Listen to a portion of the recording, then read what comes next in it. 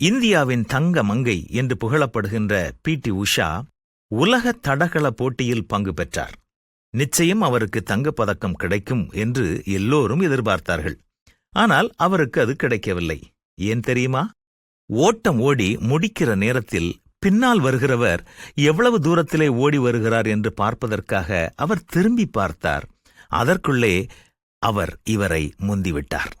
நல்ல வாய்ப்பை பி.டி. உஷா அவர்கள் இழந்துவிட்டார்கள். அநேகர் பந்தய சாலையில் ஓடினாலும் ஒருவனே பதக்கத்தை பெறுவதைப் போல நாமும் இந்த உலக ஓட்டத்தில் பதக்கத்தை பெற ஓட வேண்டும் என்று பவுல் சொல்கிறார். பொதுவாக ஓடுகிறவர்கள் கட்டுப்பாட்டோடு இருப்பார்கள். தொடர்ந்து உடற்பயிற்சி செய்வார்கள். அவர்கள் சாப்பிடும் உணவு, சாப்பிடுகிற நேரம் எல்லாமே ஒரு கட்டுப்பாட்டிற்குள் இருக்கும். தீய பழக்க வழக்கங்கள் இல்லாமல் இருப்பார்கள்.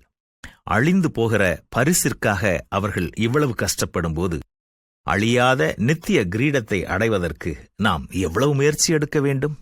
வாடாத கிரீடத்தை பெறுவதற்கு நம்முடைய உடலை ஒடுக்கி இச்சை அடக்கத்தோடு தேவன் நமக்கு நியமித்த பாதையில் பொறுமையோடு ஓடுவோம். என்ன செய்வோமா?